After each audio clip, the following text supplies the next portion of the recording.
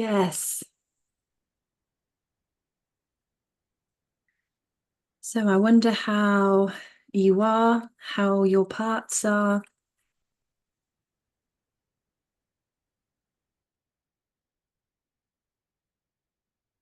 I'm curious about what brings you here to this meditation.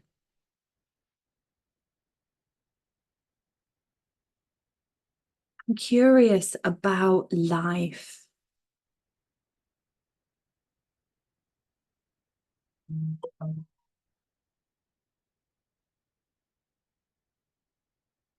I love life. I love vitality, different flavors, different shapes.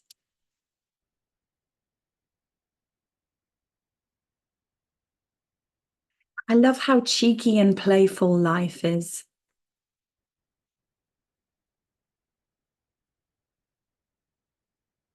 Sometimes doesn't feel like it, does it? When we're in the middle of something really difficult, doesn't feel quite so playful, quite so cheeky. And then when we're out of it and we attune to life and how it presents us, it's really quite playful. And if we're honest with ourselves, we have no clue what's going on, do we, really?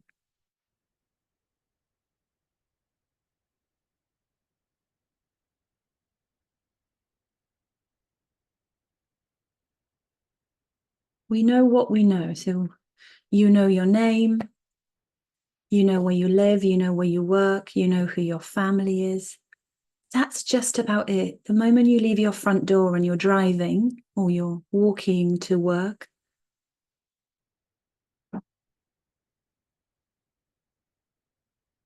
absolutely anything and anyone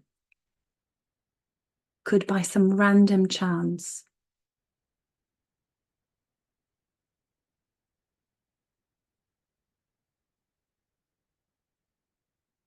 cross your path.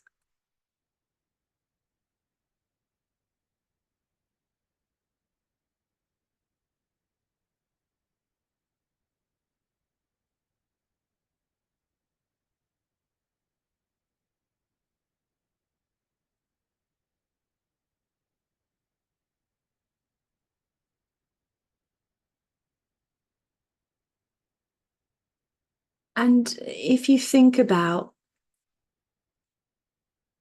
if you review certain moments of your life, you know, the fork in the road, just think how many infinite ways that fork in the road could have gone.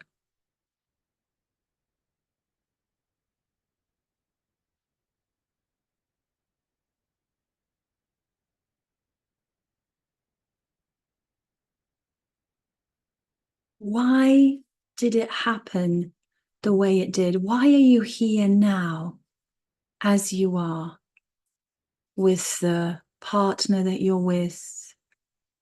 Maybe you have children, with the job that you're doing, the city you're living in.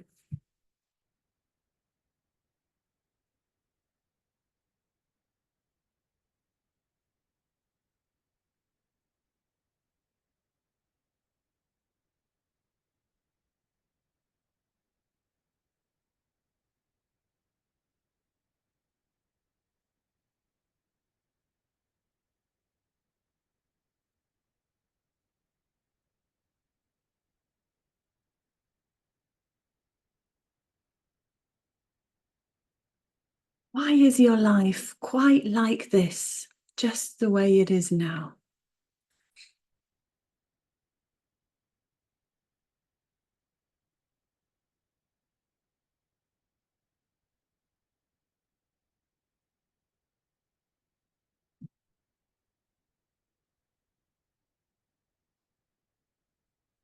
Think about the near misses, the could have been, the should have been, the might have been.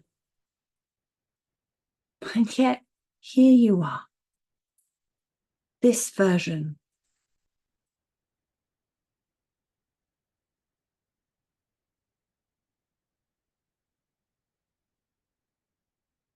Five years ago, 10 years ago, 20 years ago, is that what you have predicted for yourself?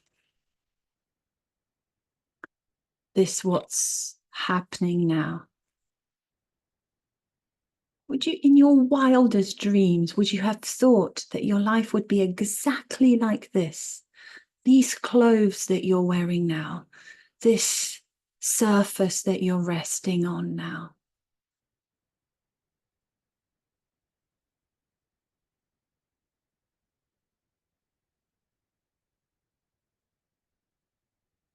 These people that you frequently hang out with, would you have in your wildest dreams have thought that that's what was going to happen?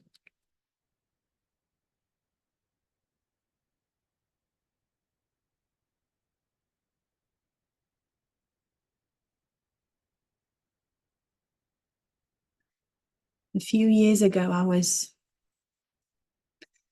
sitting in the car park of my local supermarket. I was in the car. And I just sat there and I had this strangest feeling. And the feeling was, there is another me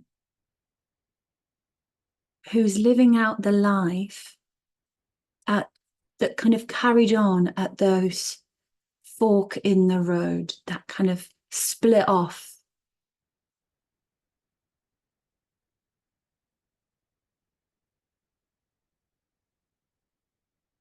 That strangest feeling.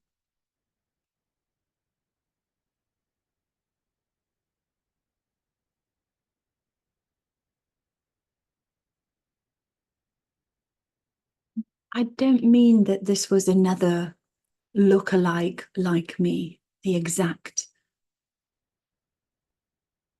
replica of me. What I mean is that there is another person in this world who's living out the life that I thought I was going to have, or that seemed to be destined for me. And isn't that true? Isn't that true? On some level, when we view this thing called human life through the lens of consciousness,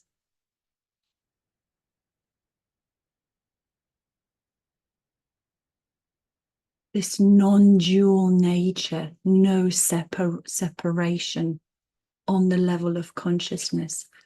We are each other and we are the world.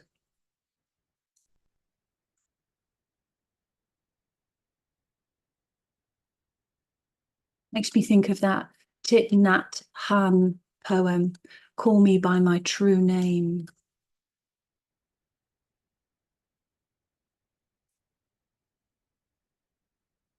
Yes.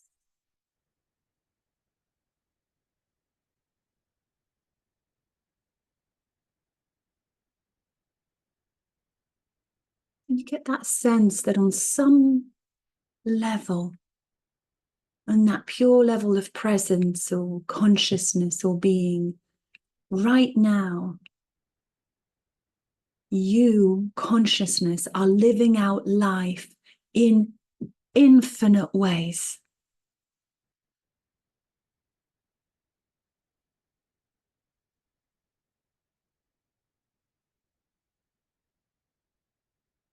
And of course, we don't like to think of this, do we? But that means all the flavors of what it means to be a human in this world. From the most atrocious to the most astounding. Consciousness is right now playing out these infinite experiences. And on some level, you are privy to it. Can you imagine that?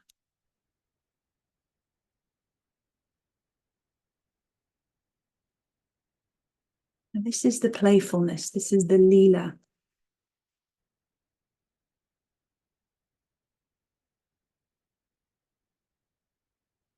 Each of us is like a jewel within Indra's net.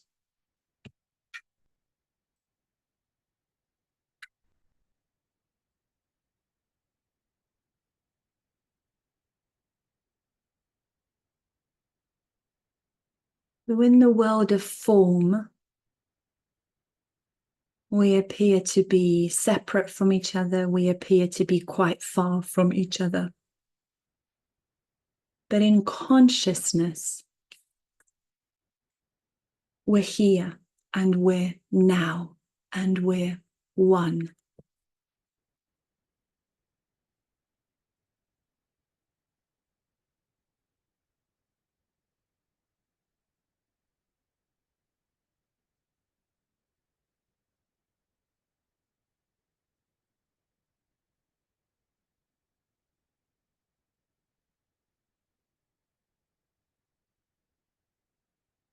So I suppose the first thing that can be said of consciousness is that it is present. It is here, it is now. It's unfolding right in front of our eyes. So on some level, there's nothing hidden about consciousness. It's happening right now.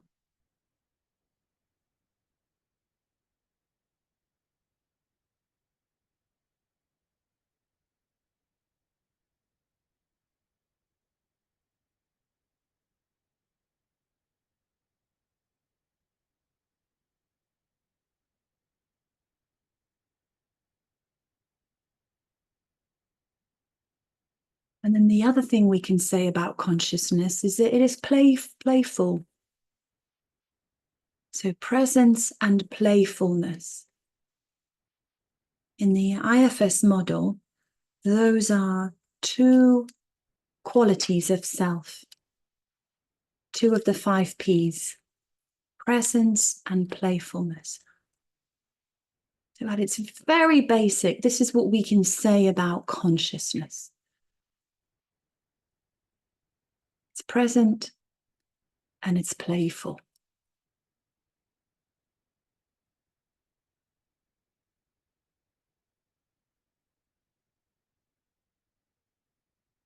In the non-dual teachings, we often speak about veiling. In IFS, we talk about blending.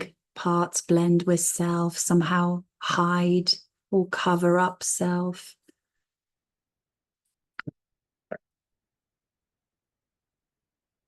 And that appears to be true. That appears to be true.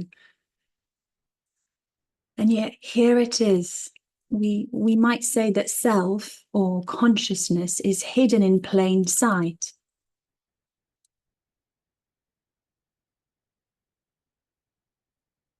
It's hidden, but how can something that is the very backbone or the very essence or the very fabric of existence itself be hidden? When without it, these appearances of 8 billion of us in the outer world and infinite parts on the inner world, without this thing, none of this would be possible.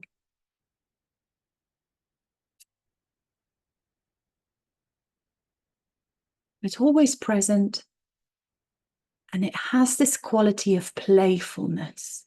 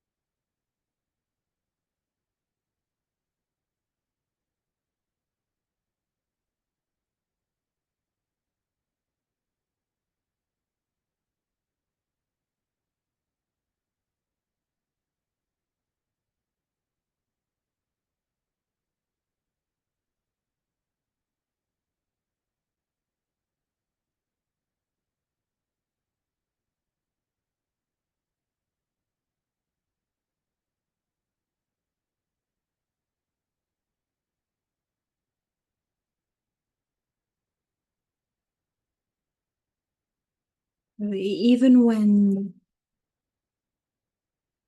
the parts of us appear to be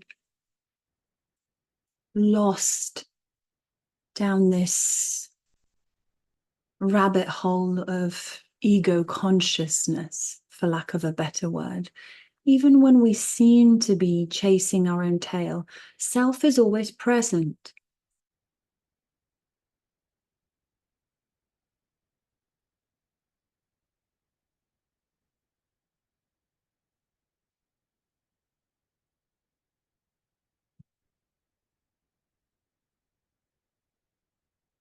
Self can't not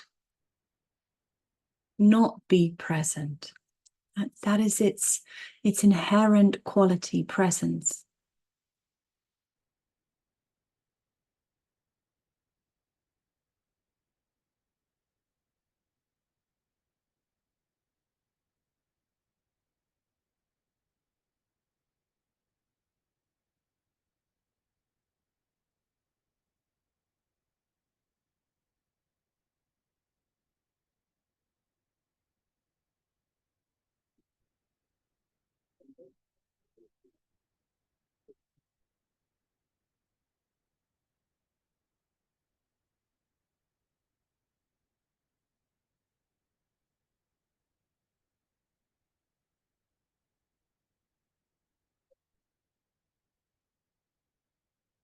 So how can our parts tap into this presence of self, this playfulness?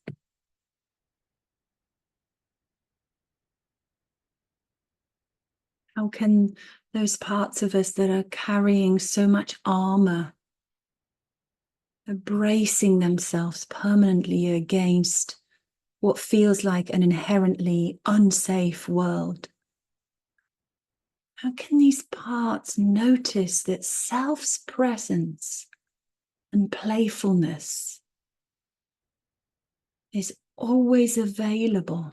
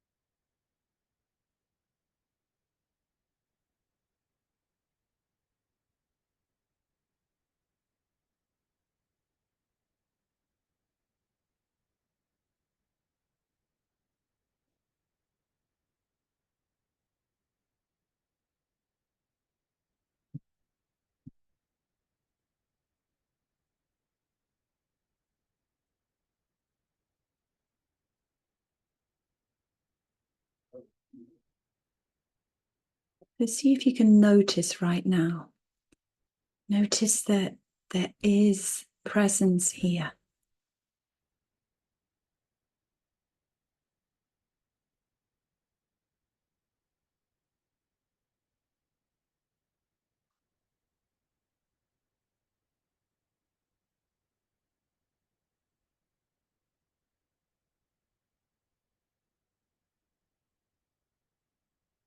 If we accept self, capital S self, or consciousness as the very backdrop, the background, the fabric of existence itself, then there must always be presence.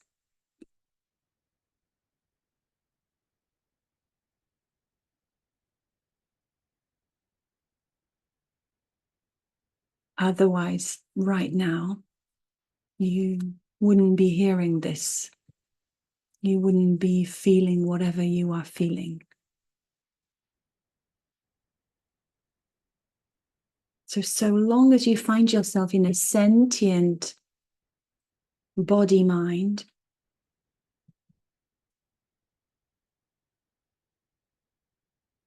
there must be presence. Even when there's some parts here that attempt to distract us, divert our attention, whatever they are doing, there must still always be the background of presence.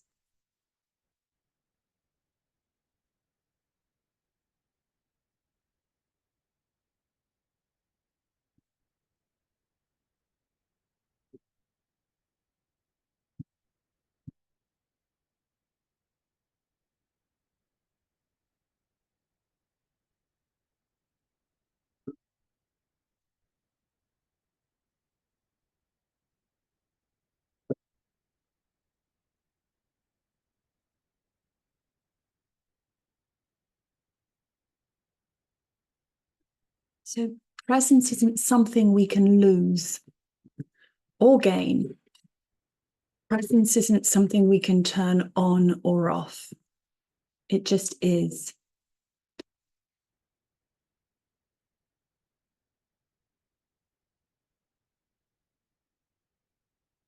And by the sheer fact that in the past 20 minutes, you have experienced, felt, sensed, thought of myriad of things, it means that this presence is playful.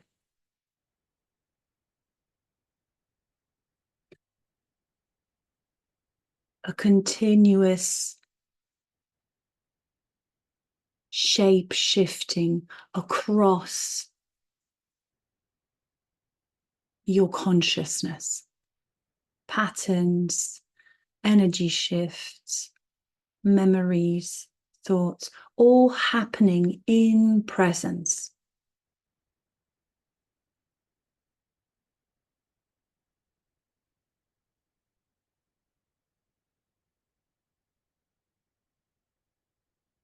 So if presence can't be stopped, if it can't be turned on or off, if it's always here, because that is the essential nature of self or consciousness, why do we sometimes have the experience of not being in our body? Or sometimes we say, oh, I lost my mind, or I lost track of time, or oh, I don't know where my mind went, or daydreaming, or whatever. Why do we have that experience as though we were not present, we weren't here?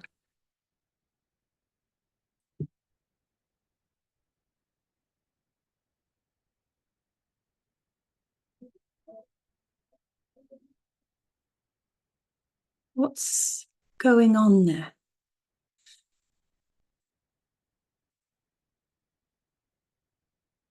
Is it that somehow self was interrupted or stopped or paused?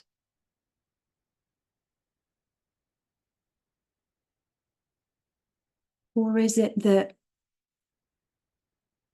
a part of us that assumes the role of self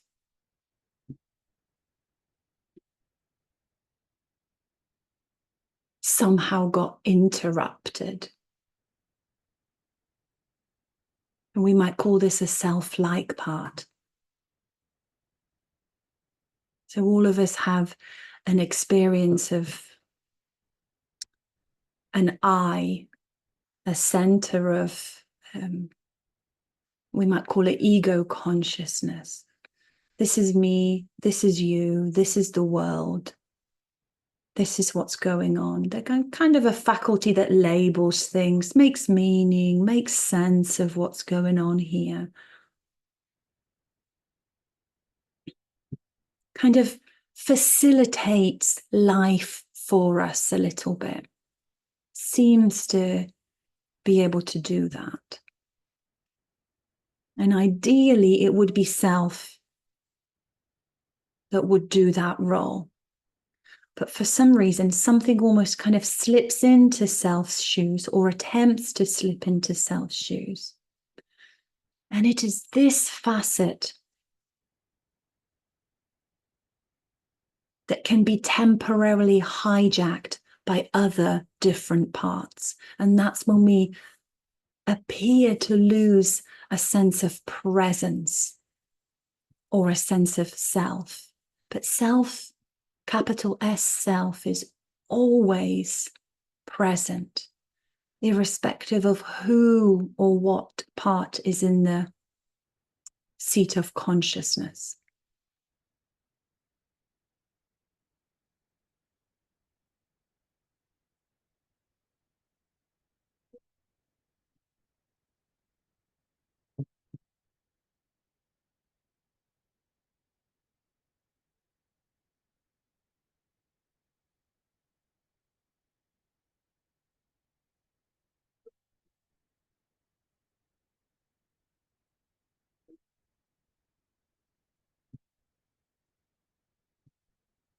The self can't lose presence, but a self-like part can have its dominance challenged by other parts. These kind of manager parts of us that attempt to control things, keep us safe, make sure we don't get overwhelmed.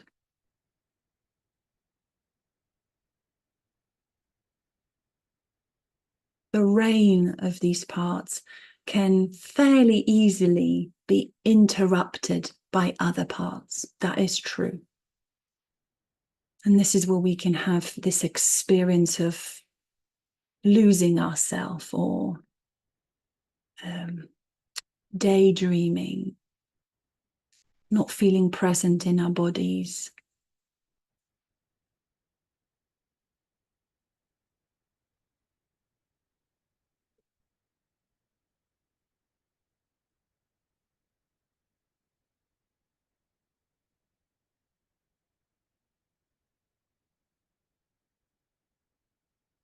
So there seems to be a facet here of consciousness, or self with a capital S. And this facet appears to almost mimic or mirror or reflect the higher consciousness or greater consciousness. But notice how that's not separate from this facet here. Isn't separate from presence, from self.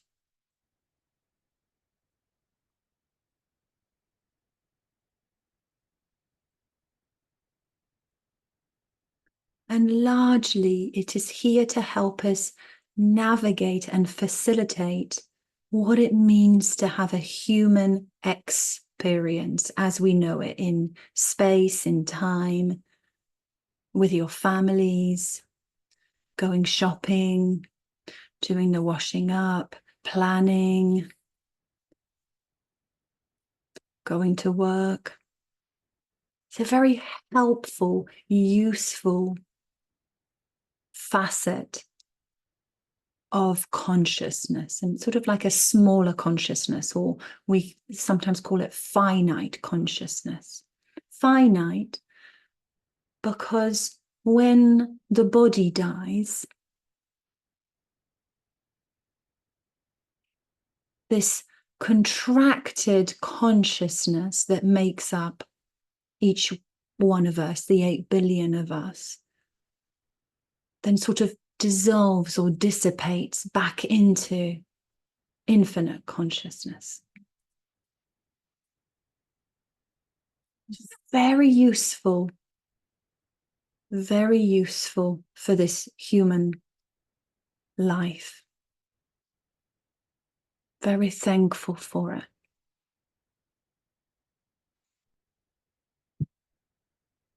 And sometimes in non-dual teachings, the ego, or in the IFS model, self-like parts,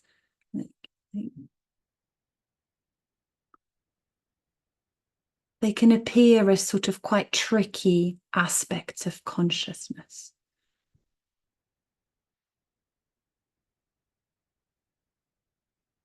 certainly the ego seems to have a reputation of a trickster.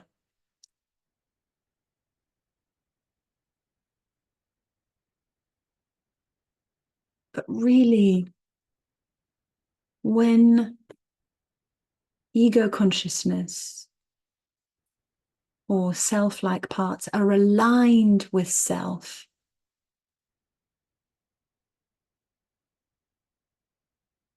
when this mirror accurately reflects the leadership, the greatness of self, the compassion of self, the unconditional love and presence of self,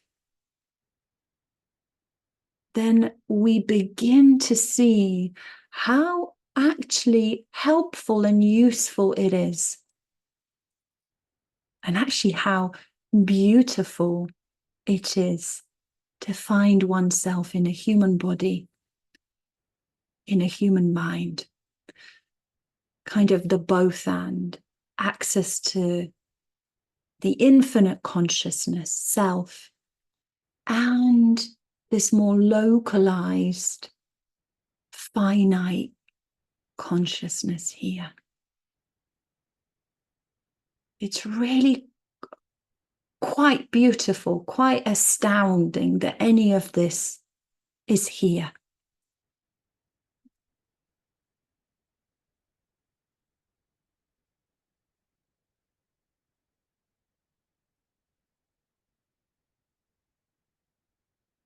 In the non-dual teachings, sometimes people call this a dream, an illusion, Maya.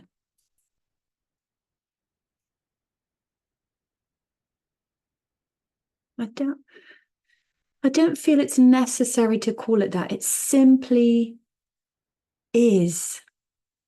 There's an experience of this isness, this, we give it a label, human life. But we could equally just call it this. This what's happening right now.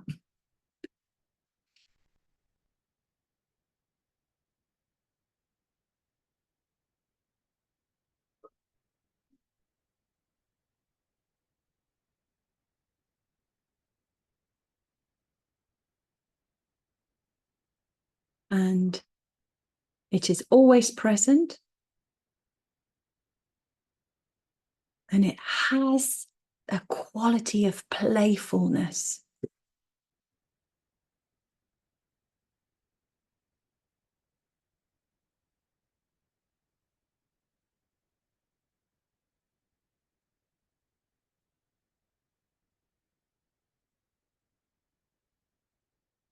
And what I suppose when I say presence and playfulness, I don't necessarily mean the ego's version of presence and playfulness. By the way, when I use the word ego, I don't mean anything negative or bad or shadow.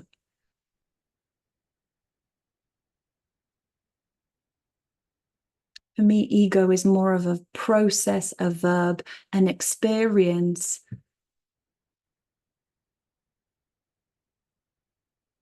When I say presence and playfulness, I don't mean it in a sense that the ego, because the ego would place some kind of value on playfulness. Oh, I really enjoy this type of playfulness. Don't really like this type of playfulness. Self isn't necessarily like that. By playfulness here, I really do mean lila. I mean perpetually unfolding experience, like flowing river.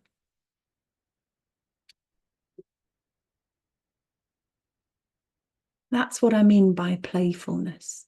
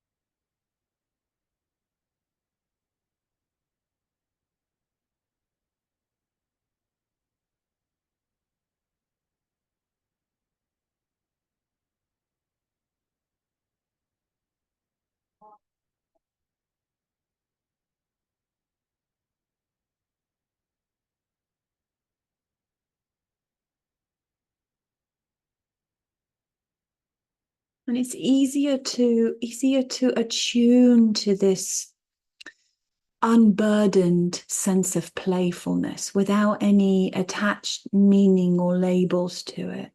When we're in a more open and spacious and unstructured frame of mind.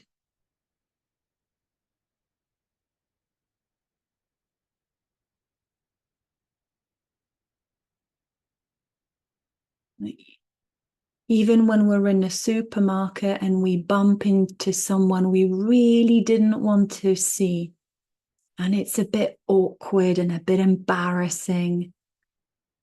If we're in a spacious, open, receptive state of mind, we might see this as just playfulness, as consciousness doing its thing, showing up as infinite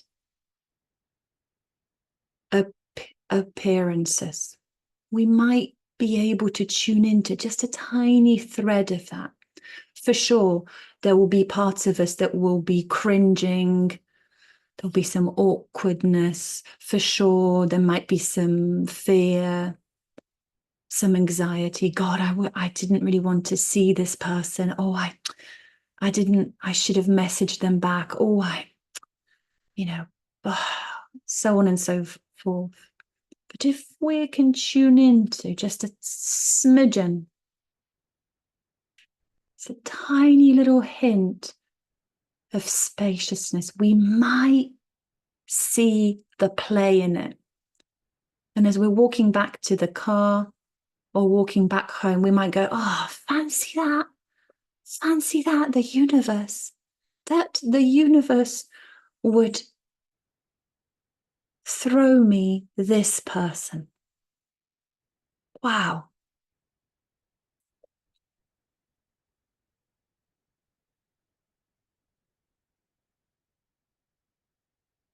And this opens up to a third P of self, perspective.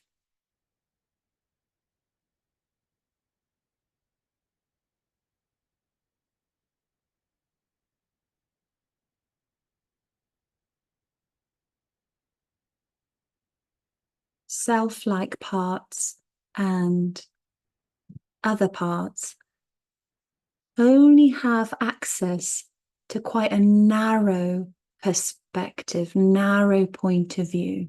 They only show us a small, tiny aspect of what's going on. The perspective of self is panoramic. We get that kind of bird's eye view, wide lens, wide field of view. It's like, oh, when I open up my perception, when I allow that clarity of self, I can see this with more play, with more presence.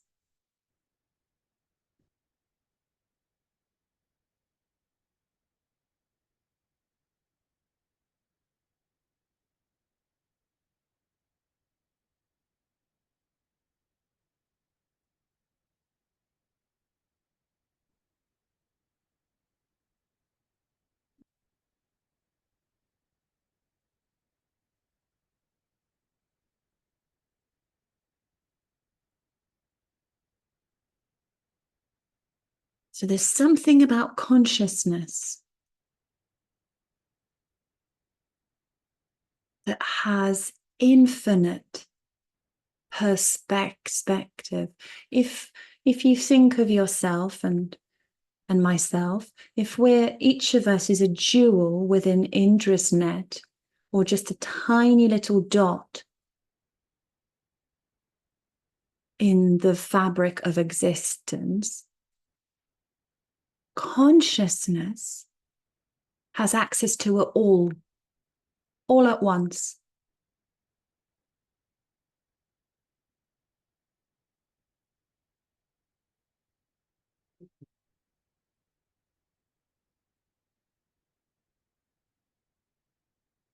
so that everything is unfolding now at the same time.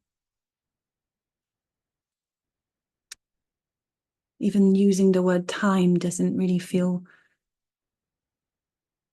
like it quite captures it, but let's go with it.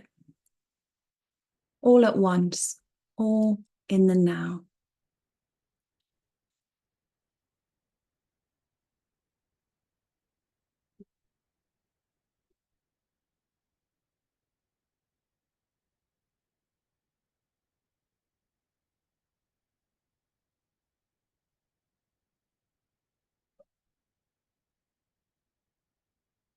And it's a little bit like having multiple eyes, you know, where we have forward-facing eyes, two eyes, which give us some field of view.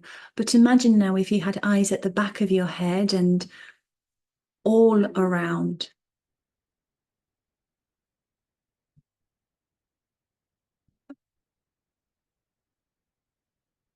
And of course, here I'm not just talking about eyes, the things that help us see, but I also mean a felt sense.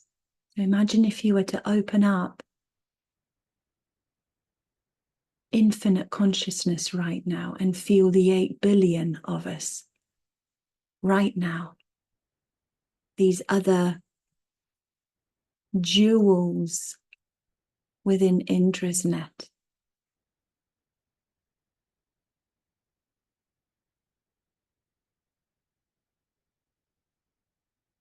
This is a little bit like you can sense yourself as a wave in the ocean, but can you also sense the ocean as a whole? The 8 billion waves.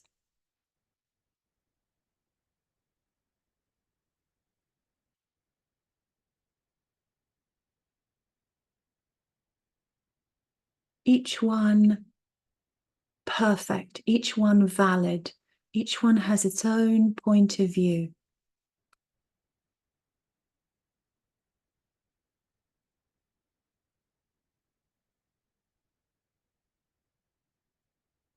This is why Thich Nhat Hanh says, call me by my true names. Call me by my 8 billion names.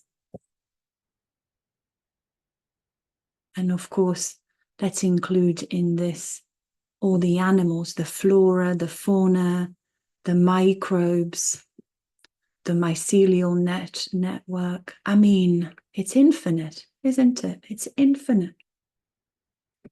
Where does it end? Does it end?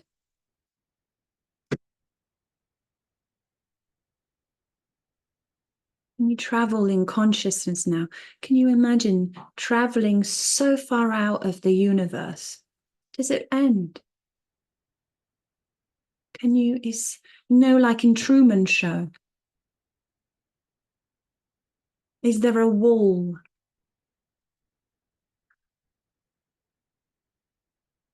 Is there a wall where finite consciousness ends and infinite consciousness begins? Or does it all unfold now, co-emerge now? All of it, all at once.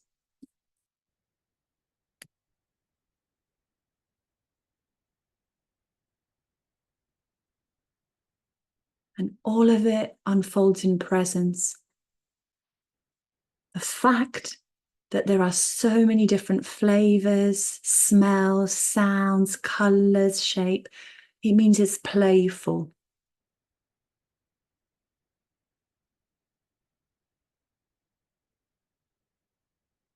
There's an aspect of creativity to it.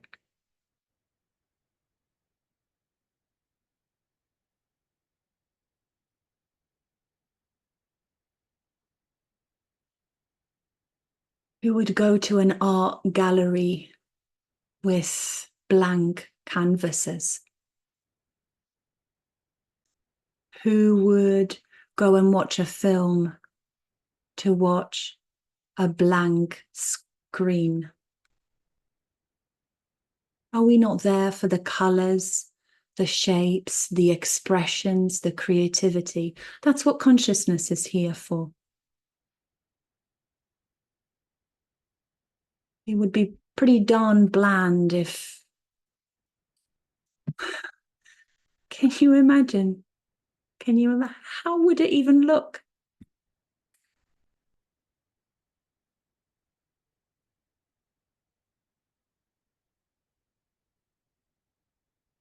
How would creativity and playfulness be if it wasn't this? If it wasn't the dirty nappies to change, if it wasn't the crying baby in the middle of the night, if it wasn't the nagging husband or the nagging wife, if it wasn't the slow person in the supermarket queue, the person stuck in the traffic jam in front of you, what else could it be?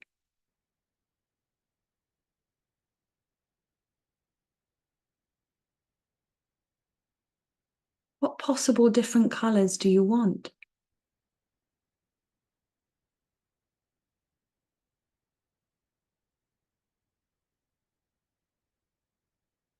How can anything be different than what it is now?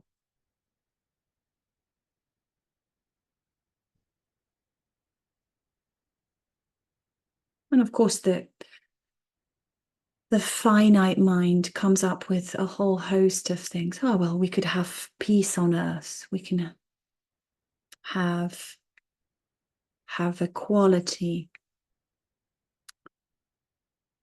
We can have enough food, so on and so forth.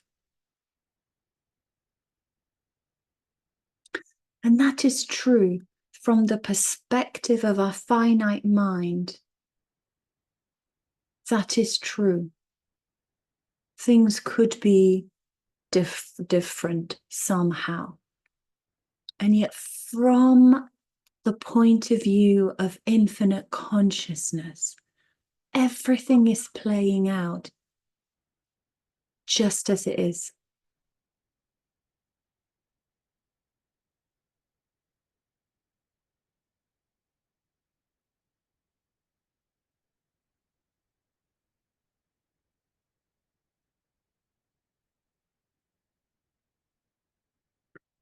It's not to say that, well, everything's perfect as it is in consciousness, so let's not try. Let's all just not bother. Why do we bother going to work? Why do we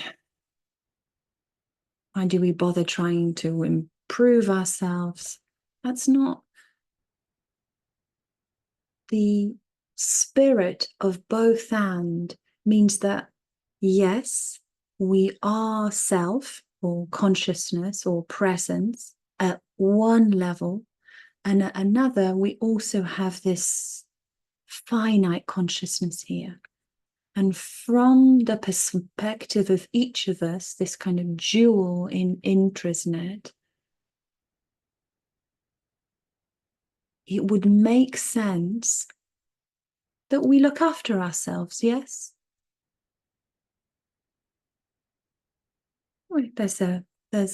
There appears to be a body here. I might as well do a good job of looking after it. There appears to be nature right outside my doorstep. Let me see if I can look after it. There's nothing wrong with both of these truths coexisting at the same time. There's no need to give up self-care or wanting to improve oneself just because we're already presence and we're already that which is. Both can coexist. In fact, seeing ourselves as the beauty, the perfection, the innocence, the love can inspire our finite point of view. So all these practices like IFS, like meditation, yoga, hundreds and thousands of others, They actually help us to reflect, to be that which already is.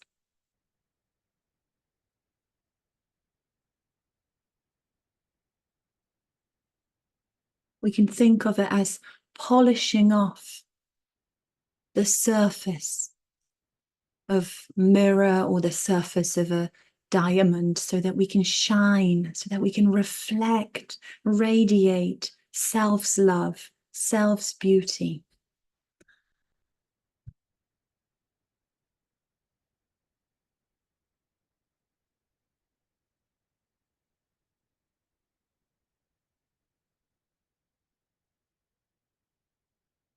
So just before we end this meditation here,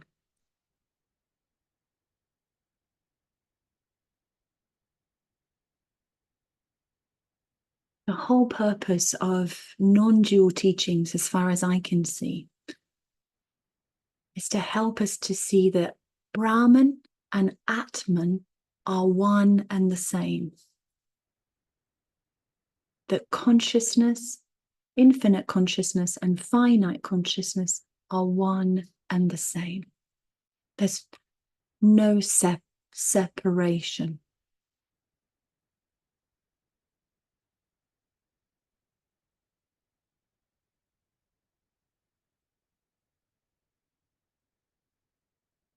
And that can help us both to really kind of relax into this presence. Set aside the armor. Set aside the weapons of blame. The weapons of right and wrong.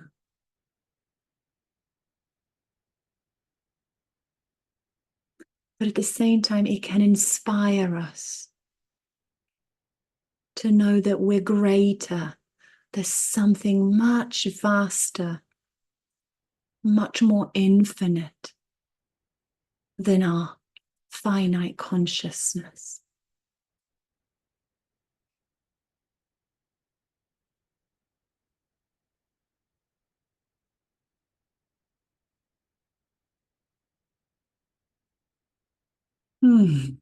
So,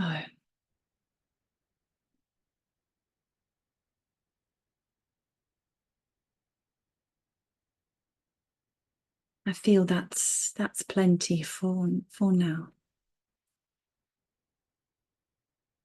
I just want to say I'm thankful. I'm thankful for you. I'm thankful that we appear to be doing this, that we are here. It's so beautiful. So beautiful that each of us is here, holding hands, walking ourselves home. Such an honor, such an honor.